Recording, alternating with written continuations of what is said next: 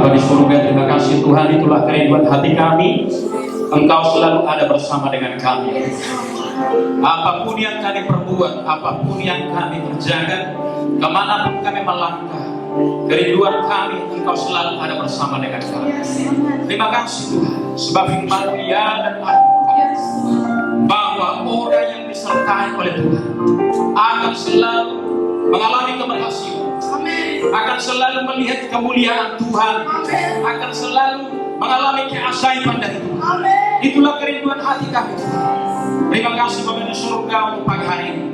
Terpujilah Engkau ya Tuhan, yang sudah mengumpulkan kami pagi hari ini untuk kami datang bersekutu, beribadah, memuji, menyembah Engkau Tuhan pagi hari ini.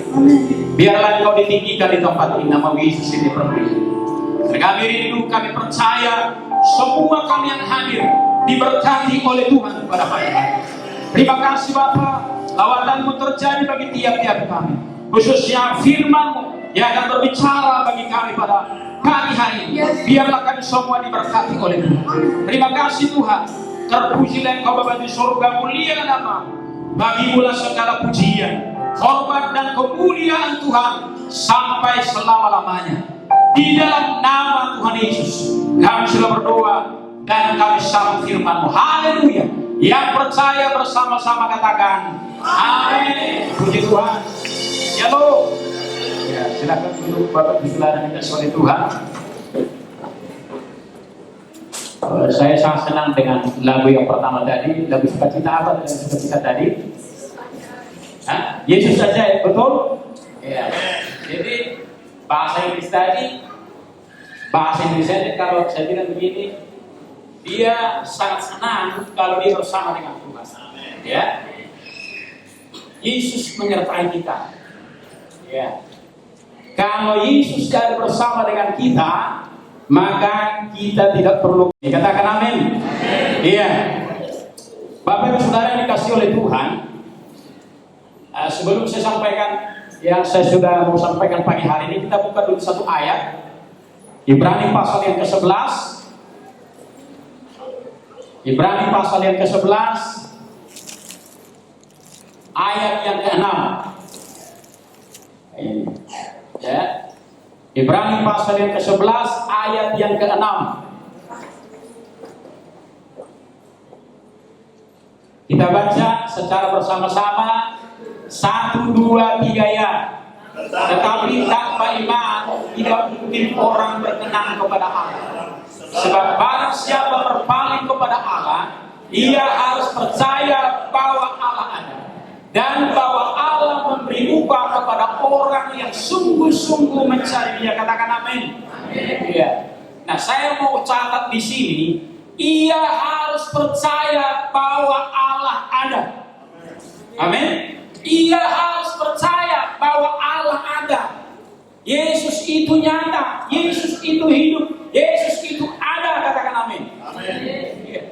Ini yang luar biasa. Jadi ini yang membedakan keyakinan kita dengan keyakinan yang lain.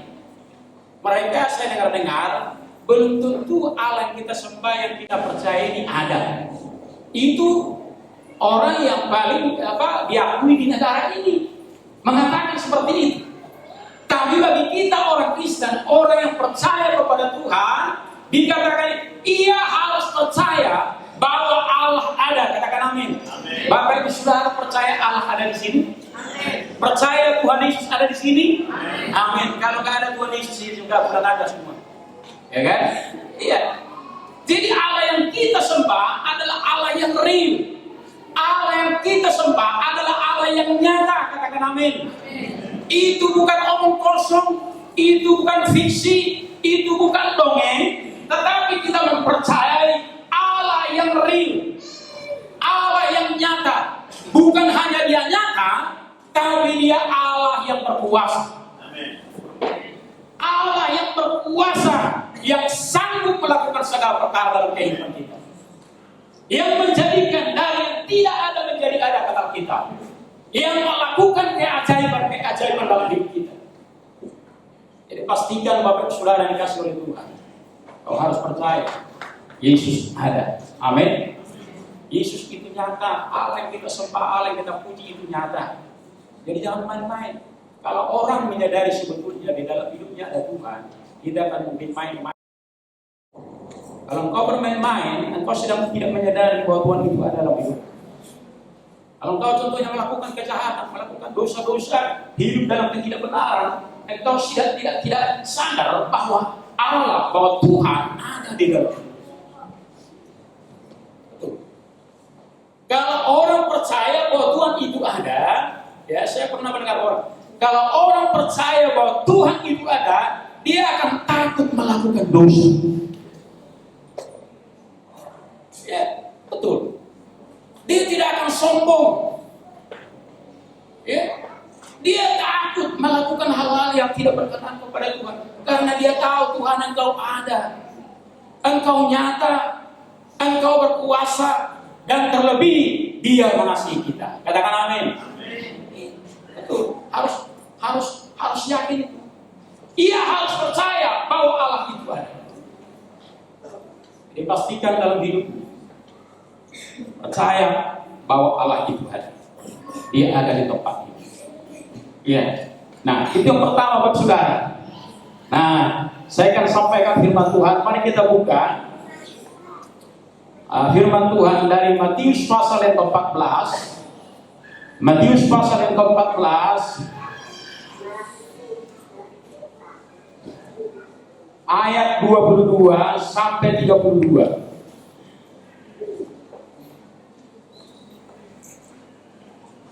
Matius pasal yang ke-14 ayat 22 sampai 32. 12 ayat ya. Iya. Di situ perikopnya Yesus berjalan di atas air. Ya, saya akan bacakan ayat 22, Bapak Saudara, ayat 23. Ya, sudah dapat semua? Ya. Sesudah itu Yesus segera memerintahkan murid-muridnya naik ke perahu dan mendahulinya ke seberang. Sementara itu ia menyuruh orang banyak pulang.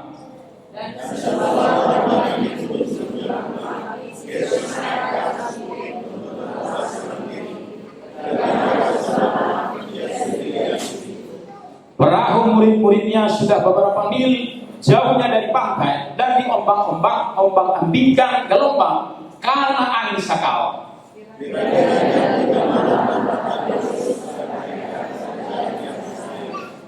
Ketika murid-muridnya melihat dia berjalan di atas air, mereka terkejut dan berseru, "Itu hantu!" Lalu mereka berteriak karena takut.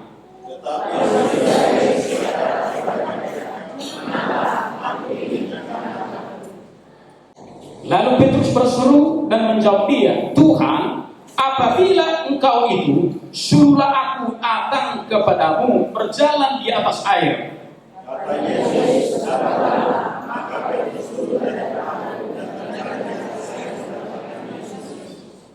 Ketika dirasanya tiupan angin, takutlah ia dan mulai tenggelam, lalu berteriak, "Tuhan, tolonglah aku."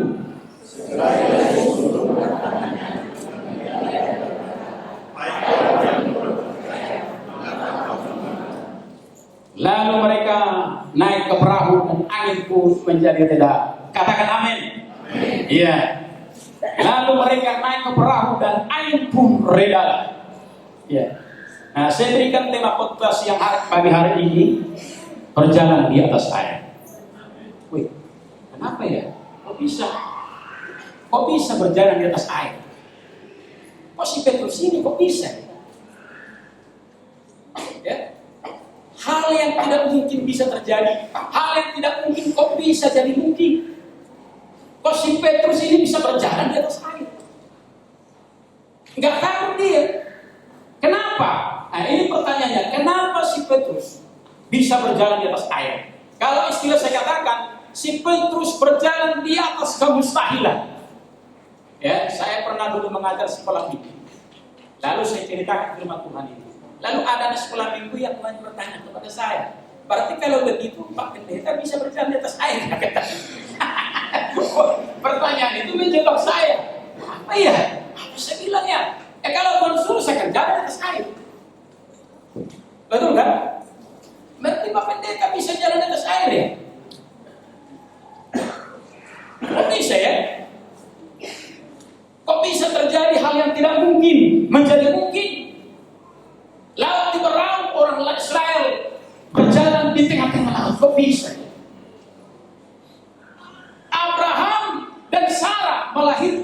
mempunyai keturunan waktu umurnya sudah mati. Umurnya sudah tidak mungkin lagi. Kok bisa? Kok bisa tongkat Harun berguna? Kok bisa? Kok bisa? Kok bisa? Kok bisa? Kok bisa hal-hal yang ajaib ini? Kenapa ini bisa terjadi? Kenapa bisa terjadi? Kenapa si Petrus bisa berjalan di atas air? Di tengah pergumulan masalah dia berjalan. Dan saya mau katakan seperti ini, hidup kita ini akan seperti ini. Tuhan Bu. Amin. Jangan kau saudara, Tuhan akan menuntun engkau kepada jalan-jalan yang mulus, tidak ada kerikil, tidak ada persoalan di situ. Tuhan akan menuntun engkau melalui lembah kekelaman. Ya, supaya apa? Supaya kau melihat keajaiban Tuhan. Amin. Amin. Ya betul. Jadi gak usah heran, gak usah takut, gak usah bersungut-sungut kalau engkau punya pergumulan. Ya. Kalau engkau punya masalah yang besar, jangan takut. Itu kesempatan bagi kita untuk melihat kemuliaan Tuhan, untuk mengalami keajaiban dari Tuhan. Katakan amin. Nah, yang pertama, kenapa si Petrus? Kenapa kita berjalan bisa di atas kemustahilan? Mustahil itu, mustahil, tidak mungkin, tidak mungkin. Kok bisakah ke stadium 4 bisa sembuh dalam sekejap mata? Itu tidak mungkin, tidak mungkin. Banyak orang berkata tidak mungkin. Tapi yang pertama saya mau katakan pada pagi hari ini, kenapa kita bisa berjalan di atas kemustahilan? Yang pertama, karena ada Yesus dalam hidupmu. Katakan amin. Karena ada Yesus di dalam hidup kita. Coba kita buka dulu Mazmur pasal 60. Ya. Kita buka Mazmur pasal 60 ayat yang ke-14.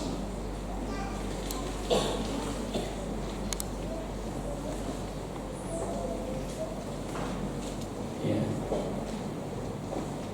2 minggu lalu karena saya ada WL yang menyampaikan firman Tuhan.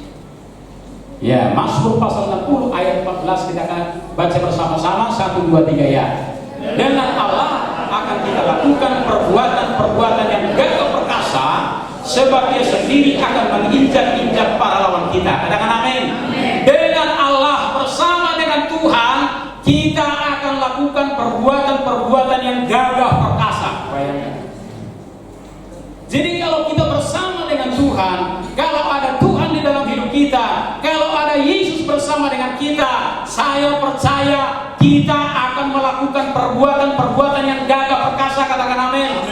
Kita akan melihat hal-hal yang tidak mungkin menjadi mungkin di dalam hidup kita. Kita akan melihat keajaiban-keajaiban, perkara-perkara yang besar dalam hidup kita, karena kita disertai oleh Tuhan.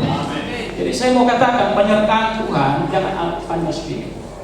Jangan sepelekan penyertaan Tuhan, kehadiran Tuhan di dalam hidup. Coba kita buka Matius pasal 1 ayat 23 supaya makin jelas ini ya. Matius pasal 1 ayat 23. Iya. Iya.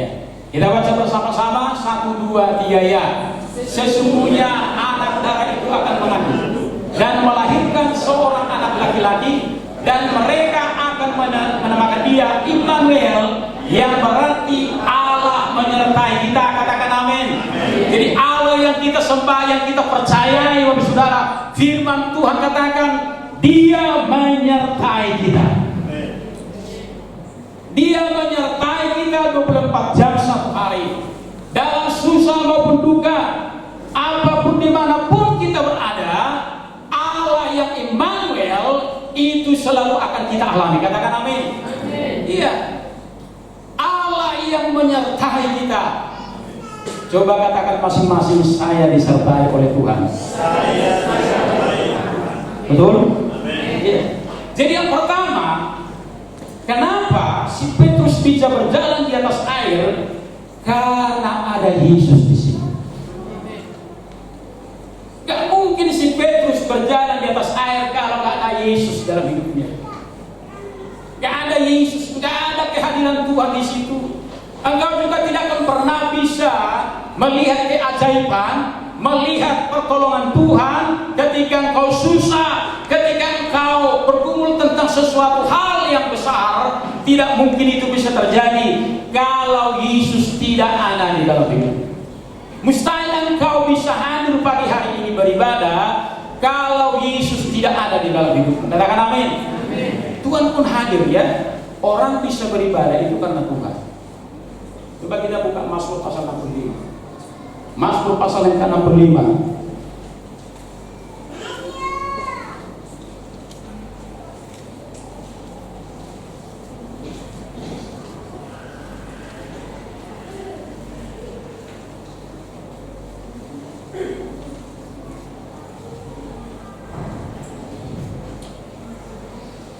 Iya, Mazmur pasal 65 ayat 5. Iya, kita baca bersama-sama. 1, 2, 3 ya. Berbahagia orang yang kau pilih dan yang kau suruh untuk diam, dekat untuk diam di pelataranmu. Kiranya kami menjadi kenyang dengan segala yang baik di rumahmu, di baitmu yang kudus. Nah, perhatikan ini. Berbahagialah orang yang engkau pilih, dan engkau suruh. Jadi orang yang mendekat kepada Tuhan itu karena Tuhan pilih dia, karena Tuhan suruh. Bapak saudara dipilih oleh Tuhan untuk beribadah, Tuhan suruh untuk mendekat pagi hari ini. Katakan amin. Luar biasa ya. Saya pernah buat ngopi-ngopi bersama dengan hamba-hamba Tuhan, termasuk ada Pak Jimmy di situ. Lalu tanpa saya sadari, ada dulu rupanya kawan saya yang masih pemuda ada duduk di kursi yang lain. Ketika kami mau pulang, saya lihat dia dan dia panggil saya, ketawa dia.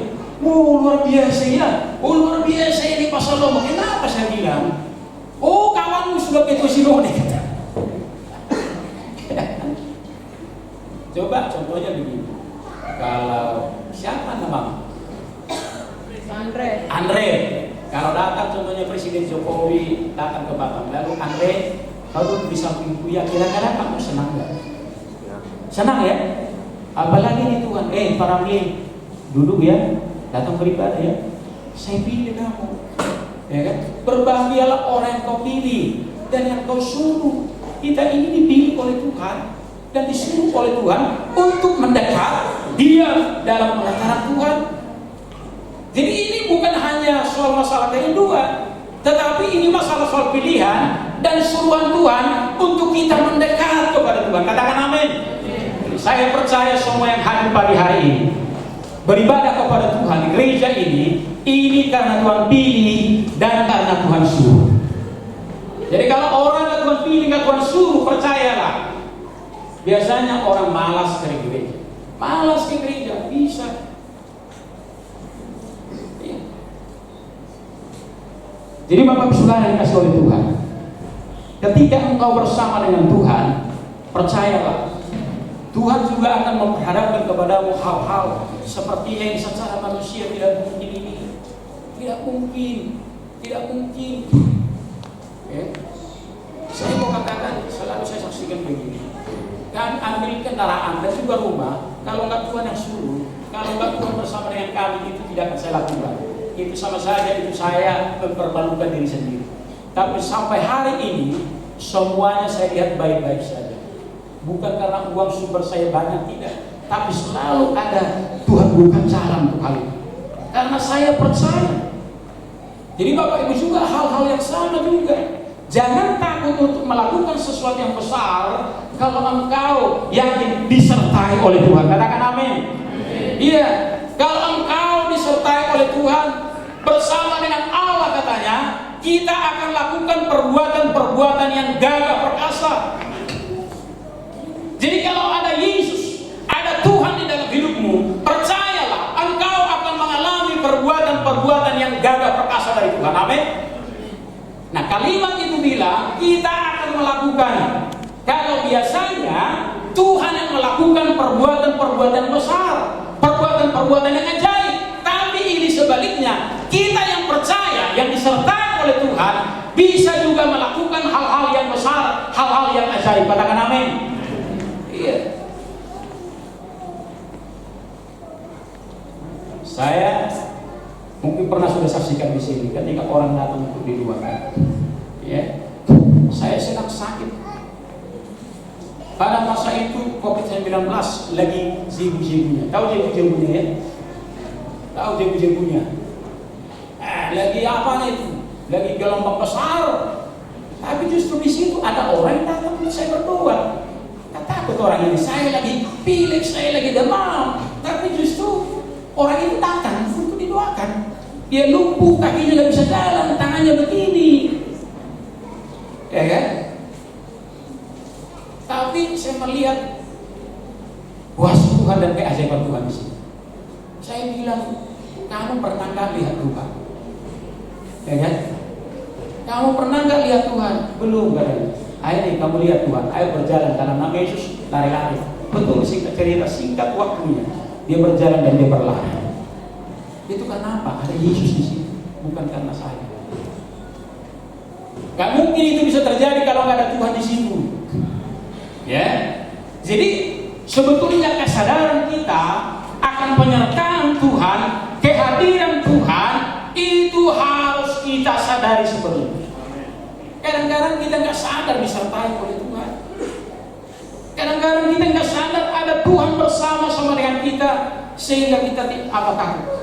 Ya, aku percaya Tuhan itu ada bersama dengan orang percaya. Kenapa Daud tidak takut dengan persoalan? Karena dia sadar Tuhan menyertai dia. Masuk pasal 23. Ya, aku tidak takut bahaya. Aku berjalan dalam lembah kegelapan. Aku tidak takut bahaya, sebab Engkau menyertai aku. Ya, jadi persoalan sebab apapun kita nggak perlu takut dalam hidup ini. Kalau kita percaya, kalau kita sadar bahwa Tuhan menyertai kita, katakan amin. Ya, saya pernah di gereja lama, kami memasak air. Ini orang yang tidak sadar. Kami nggak sadar sedang masak air. Airnya sampai air itu habis dan baskomnya kosong. Itu karena orang tidak sadar. Nah, sering juga terjadi dalam hidup kita tidak sadar. Ya. Kita ini tidak sadar kita ini orang Kristen. Ya. Kita tidak sadar kita ini sering ke gereja. Kita tidak sadar orang sering sholat, kita datang melayani Tuhan, sehingga kita hidup semau gua, hidup tidak berkenan kepada Tuhan. Kenapa? Tidak sadar ada Tuhan di dalam. Jadi kesadaran Tuhan, kesadaran kita akan kehadiran Tuhan itu akan sangat berpengaruh kepada tindakan dan perilaku kita di dalam kehidupan kita bersama dengan Tuhan. Jadi mulai hari ini sadari Tuhan, Engkau ada bersama dengan saya. Betul. Kalau ada seorang pernah katakan seperti ini, Tuhan itu lebih nyata daripada alam semesta ini. Tapi Bapak Ibu mungkin berpikir alam semesta ini kan termasuk orang-orang sih yang enggak. Kalau kau percaya dengan Tuhan, Tuhan itu lebih nyata di alam semesta yang kau lihat. Betul. Kalau kau percaya dengan Tuhan, ya. Nah, itu yang pertama. Kenapa Petrus? Kenapa terjadi sesuatu yang tidak mungkin menjadi mungkin? Ya. Untuk kita mengalami hal itu, mari kita kembali kepada Matius tadi.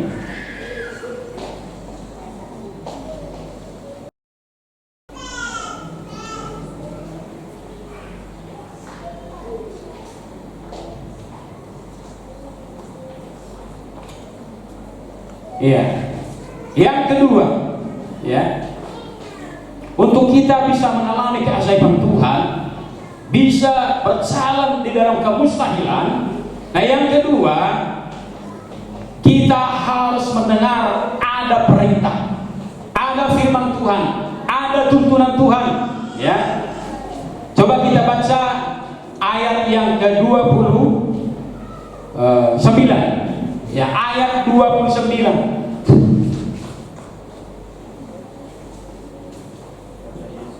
Ya, kita baca bersama-sama 1, 2, 3 ya. Kata Yesus, datanglah. Ya. Maka Petrus pun turun dari perahu dan berjalan di atas air mendapatkan Yesus. Kata Yesus, datanglah. Artinya apa? Ada perintah di sini. Kalau engkau Tuhan tidak perintahkan untuk melakukan sesuatu, jangan lakukan. Kau akan kecewa, kau akan putus asa, kau tidak akan mengalami keajaiban. Tapi ketika engkau melakukan sesuatu oleh karena tuntunan Tuhan, karena ada perintah Tuhan, ya. Waktu Nuh mendirikan bahtera, siapa yang suruh? Apakah Nuh bertindak sendiri? Saya ingin bangun bahtera, ya, saya ingin mendirikan bahtera, ya kan? Apakah orang Israel keluar dari Mesir? Itu saya mau, Musa katakan saya mau keluarkan orang Mesir. Apa orang Israel dari Mesir? Tidak, saudara. Itu semua terjadi karena ada perintah Tuhan. Katakan amin. Ada firman Tuhan, ada tuntunan Tuhan. Jadi artinya apa yang saya mau sampaikan? Kalau kita ingin melakukan sesuatu, bahkan kita bertindak, ya, kita harus mendengar tuntunan Tuhan. Kita harus mendengar perintah Tuhan. Apakah ini tuntunan Tuhan untuk saya? Apakah Tuhan yang kau berkenan kalau ini saya lakukan? Apakah ini sesuai dengan kehendak-Mu? Ya kan? Harus begitu, harus bertanya kepada Tuhan. Daud itu salah satu orang, ya, sikapnya itu suka bertanya kepada Tuhan. Kalau dia ingin melakukan segala sesuatu, dia katakan, Tuhan, apakah saya akan lakukan ini? Ya kan? Baru ada perintah Tuhan yang jelas. Jadi untuk kita mengalami keajaiban Tuhan dalam tindakan kita, kita harus mengikuti tuntunan Tuhan. Apa kata Tuhan? Apakah itu perintah Tuhan untuk kita lakukan atau tidak? Kalau tidak, itu akan mengecewakan. Ya. Saya dalam hidup ini, sejak saya mengikut Tuhan, saya kalau melakukan sesuatu, termasuk kalau contohnya setiap hari saya mau keluar, dan juga kemudian saya harus bilang, Tuhan, kan kadang-kadang pikir apakah ke sana, ke A, ke C, ke B. Saya harus minta tuntunan Tuhan. Supaya apa? Supaya jangan saya mengalami kerugian. Kalau kita tidak mengikuti tuntunan Tuhan untuk melakukan sesuatu, kita bisa saja mengalami kerugian, ya, melakukan kesalahan. Kalau orang sudah melakukan kesalahan, nah itu dia. Karena saya sudah saksikan, motor yang saya pakai itu rusak, nggak bisa jalan. Saya bawa ke suatu tempat, sebetulnya saya masih jatuh lagi ke situ. Apa yang terjadi? Biayanya, wah, luar biasa. Tapi ternyata ketika sudah dikerjakan, yang terjadi apa? Bukannya baik, motor itu tetap rusak. Nah, ketika saya bantu Tuhan, mana bengkel ya? Tuhan ingatkan saya ke suatu tempat. Lalu saya pergi ke situ. Waktu di jalan 10 meter ke depan, Pak, ini yang rusaknya katanya. Belum sampai di bengkel itu, ini rusaknya. Dan biayanya itu berbanding, ya, 5 kali lipat dari yang sebelumnya. Bayangkan itu. Jadi kalau kau tidak mengikuti tuntunan Tuhan dalam hidup untuk melakukan sesuatu, percayalah engkau akan mengalami kerugian. Sama seperti Paulus waktu dia berlayar, ya, dia katakan kita harus begini karena engkau tidak mendengar sehingga kita mengalami masalah ini, mengalami kerugian yang hanya dibuang semua harta benda mereka dibuang ke laut. Kalau engkau dengar saya tadi malam, kata Paulus, kita tidak akan mengalami ini. Engkau sedang sering mengalami kerugian, mengalami persoalan karena engkau tidak mengerti kehendak Tuhan, engkau tidak mengerti tuntunan Tuhan. Oh, udahlah, jalan aja. Gak bisa. Ya. Contoh untuk mencari sesuatu, ya kan? Contoh kalau kita cari sesuatu keliling-keliling, kita keliling-keliling kan habis minyak. Contoh, yang kedua bersungut-sungut, yang ketiga bisa tidak berhasil. Tapi selama saya beriman saya kepada Tuhan, kalau saya ikuti tuntunan Roh Kudus dengan damai sejahtera, maka itu luar biasa berhasil. Saya pernah datang ke rumah Pastor Nelson, itu sudah lama sebelum saya beriman. Ada seorang jemaat dulu di Bengkong, dia sakit, suami istri dia bekerja, ya. Lalu Tuhan saya tidak ada uang pada masa itu. Lalu Tuhan ingatkan saya, pergi kau ke rumah Pak Nelson. Saya pergi. Apa yang saya mau katakan sama dia, Tuhan? Lalu Tuhan dorong saya katakan, Pak Nelson, apa Pak? Tuhan mau memberkati Bapak hari ini. Bayangkan tuh kali itu, Tuhan mau memberkati Bapak hari ini. Oh iya, begini Pak, saya bilang. Bapak yang sering khotbah layanan orang itu sekarang ada di rumah sakit di Batu Batu. Dia tidak ada uang, suami istri pengangguran. Lalu dengan singkat cerita, Pak Nelson memberikan sejumlah uang. Itu perintah Tuhan. Kalau enggak, itu bisa mempermalukan saya. Banyak perintah Tuhan, tuntunan Tuhan. Jadi kalau kau melakukan segala sesuatu dalam hidupmu, mau melakukan bisnis, mau melamar kerja, mau mencari pasangan hidup, engkau harus mendengar perintah dan tuntunan Tuhan. Katakan amin. Tuntunan Tuhan itu sangat kita butuhkan, itu mutlak bagi saya.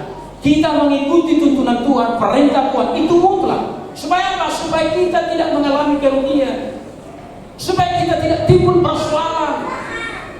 Ya, itu perlu. Mungkin membeli barang-barang, ya, beli sesuatu, contohnya beli ini, beli kulkas, bentuk apalah, ya, perlu ada tuntunan Tuhan. Supaya apa? Supaya kita jangan terjebak dalam persoalan. Amin. Ya, makanya sebelum bertindak, sebelum melakukan sesuatu Tuhan, saya minta tuntunan Tuhan. Saya minta konfirmasi dari Tuhan. Apakah ini yang Tuhan mau dari yang harus saya lakukan? Percayalah, kalau engkau dituntun Tuhan, firman Tuhan katakan engkau akan berhasil dan engkau pun akan beruntung. Katakan amin. Engkau akan berhasil dan engkau akan beruntung. Siapa yang tidak mau berhasil dan tidak beruntung? Siapa yang tidak mau beruntung? Semua orang mau. Ya, lakukan itu. Kalau kau sejahtera, lakukan. Saya percaya itu akan berhasil. Itu tanda daripada tuntunan Roh Kudus. Engkau sejahtera melakukan. Kalau kau nggak sejahtera, jangan coba-coba. Ya, nanti akan masalah timbul. Nah, itu yang kedua, ada perintah Tuhan. Yang pertama tadi ada Yesus. Yang kedua ada perintah tuntunan Tuhan. Baru yang ketiga ada ketaatan. Katakan amin. Iya. Dikatakan ayat yang ke 29 tadi dikatakan kata Yesus datanglah. Itulah tuntunan, itulah perintah Tuhan. Dan dikatakan maka Petrus turun dari perahu dan berjalan di atas air mendapatkan Yesus. Yang ketiga ada ketaatan. Katakan ada ketaatan. Ya, jadi saya rindu supaya kita semua orang-orang di sini yang beribadah, yang percaya kepada Tuhan, engkau harus menjadi orang-orang yang taat kepada Tuhan. Amin. Ya betul. Walaupun sesuatu yang Tuhan mau perintahkan itu sesuatu yang sepertinya sukar, sepertinya kita nggak bisa terima, tapi kalau itu tuntunan Tuhan, kalau itu perintah Tuhan, kita harus belajar taat. Kita harus taat kepada Tuhan, taat kepada perintah Tuhan. Kalau engkau sudah yakin ini dari Tuhan, melangkah. Amin. Kalau engkau sudah yakin ini pasangan hidup saya, melangkah. Walaupun kata orang ini begini, tak perlu, jangan peduli. Kebanyakan kita ini perlu dengan apa kata orang. Maka sering kita kecewa, sering kita dengar hanya tetangga si A si B. Itu yang kita dengar. Kita nggak dengar apa kata Tuhan. Ya. Jadi perlu kita belajar untuk taat kepada Tuhan. Ya. Jangan kita hanya mendengar, tapi kita nggak taat. Itu masalah di sini. Seperti khotbah minggu lalu. Perlu kita mendengar, ya, taat kepada Tuhan. Petrus ini, Tuhan Yesus katakan, turunlah. Kalau Petrus, bagaimana saya? Bagaimana saya berjalan ini? Wah, dia lihat itu, iya akan tidak akan turun. Tapi ketika dia dengar firman Tuhan, ketika dia dengar tuntunan Tuhan, dia lakukan. Maka terjadi dari situ keajaiban. Katakan amin. Iya, ada ketaatan. Kalau di sini contohnya seperti di sini pembangunan gereja kita, ya kan? Kalau bagi Tuhan itu kecil, menyelesaikan uang 1 triliun, besarnya nggak sama Tuhan apa kecil. Ya, tapi sama kita nggak tahu lagi itu seperti apa kan? Sama kita uang 1 triliun, aku nggak tahu lagi itu. Mungkin sudah kita lihat ke gereja, dia keliling dunia kita, nggak ingat lagi Tuhan, nggak ingat lagi pendeta di tiba dunia.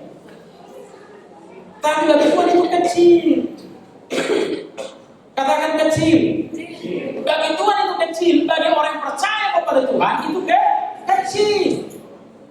Nah, tapi apakah kita taat melakukan apa yang menjadi bagian kita? Nah, ini sering masalah.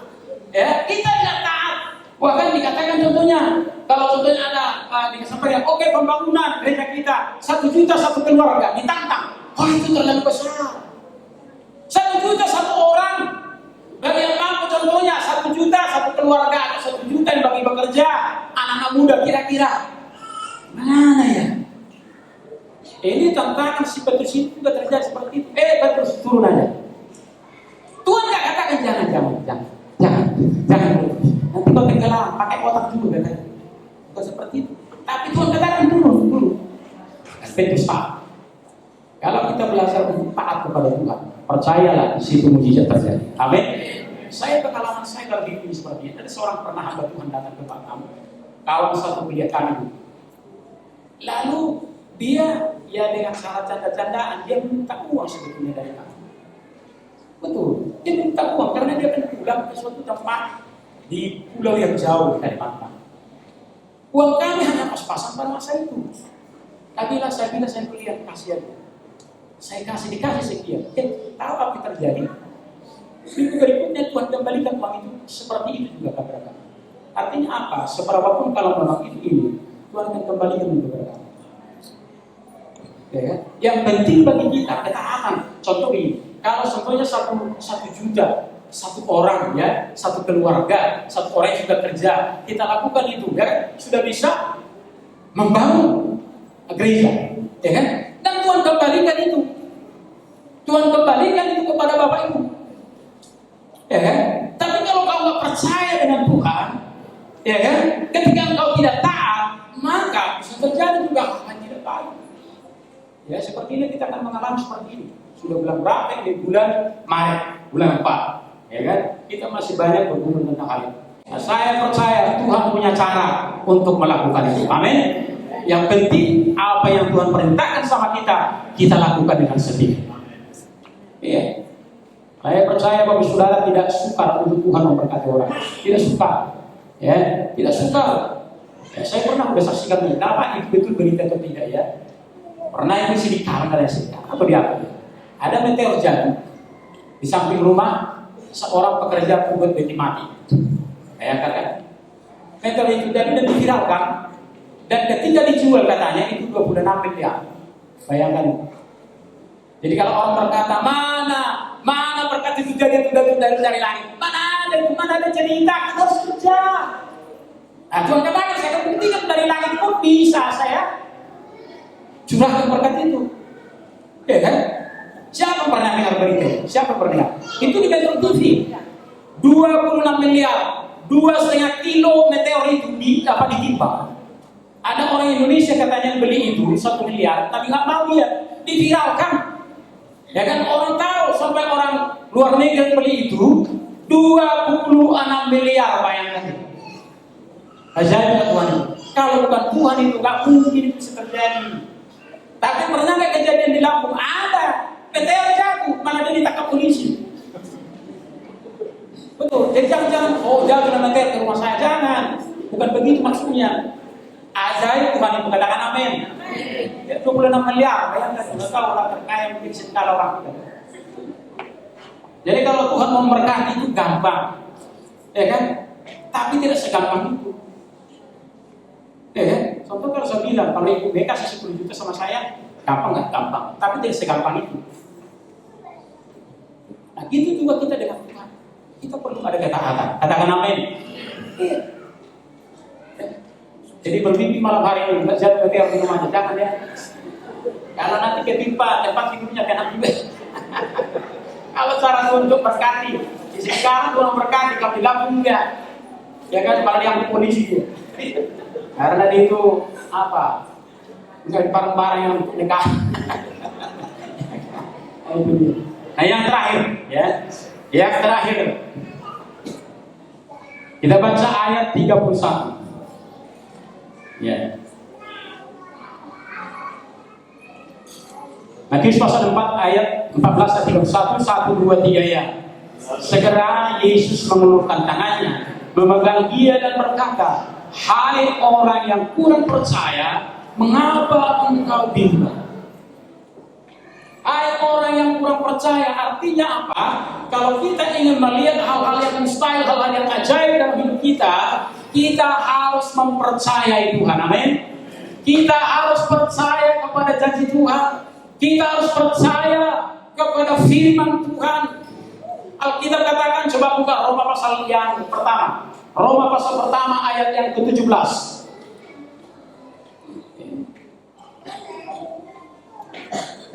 Ya, kita baca bersama-sama 1, 2, 3 ya. Sebab di dalamnya ada kebenaran Allah yang bertolak dari iman dan yang memimpin kepada iman, seperti ada tertulis, orang benar akan hidup oleh iman. Ya. Orang yang mempercayai Tuhan dalam hidupnya, percaya dan dia tidak akan pernah bersungut-sungut. Ya. Orang yang sungguh-sungguh percaya dengan Tuhan, dia tidak akan pernah bersungut-sungut. Dia tidak akan pernah takut. Dia tidak akan takut mengambil keputusan. Saya pernah bilang saya kuliah, kita harus berani bertindak dengan iman. Kita harus berani, kita punya keberanian karena kita percaya dengan Tuhan. Itu dia. Jadi yang keempat, kita harus percaya. Kita harus ada iman, katakan amin. Ya, ada iman. Ya kan? Itu penting, orang benar akan hidup oleh karena iman.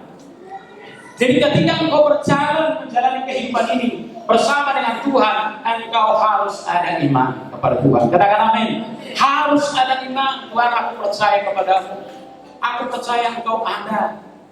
Ya, itu iman juga. Aku percaya kepada firman-Mu. Firman-Mu ya dan amin, jeripaya saya tidak pernah sia-sia dalam melayani Tuhan. Ya, lakukanlah segala sesuatu seperti untuk Tuhan, bukan untuk manusia, katanya. Sebab kamu tahu dari Tuhanlah kamu menerima upah. Jadi kalau kita melakukan sesuatu untuk Tuhan, kita ada upah dari Tuhan, katakan amin. Ibrani pasal ke-11 tadi katakan, sebab tanpa iman tidak mungkin orang berkenan kepada Allah. Bahwa orang yang sungguh-sungguh mencari Tuhan ada upah. Kita harus percaya hal itu. Kita harus percaya firman Tuhan itu. Kita harus percaya bahwa ketika kita mencari Tuhan sungguh-sungguh ada upah. Katakan amin. Jadi payah dalam melayani Tuhan tidak pernah sia-sia. Katakan amin. Ya, sehingga kalau kau percaya dengan firman Tuhan, percaya dengan Tuhan, Allah berkuasa melaksanakan apa yang Dia janjikan. Katakan amin. Allah berkuasa melaksanakan apa yang Dia janjikan. Maka ketika orang hidup dengan seperti itu, dia tidak akan pernah kecewa. Dia tidak akan pernah takut. Dia tidak akan pernah bimbang. Dia tidak akan pernah bersungut-sungut dalam kehidupan. Saya mau katakan, jadi orang benar akan hidup oleh iman.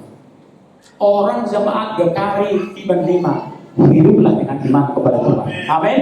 Hiduplah dengan iman kepada Tuhan, ya kan? Jangan contohnya termasuk pembangunan gereja kita. Percayalah Tuhan pasti menolong. Amin. Percayalah pasti Tuhan buka jalan.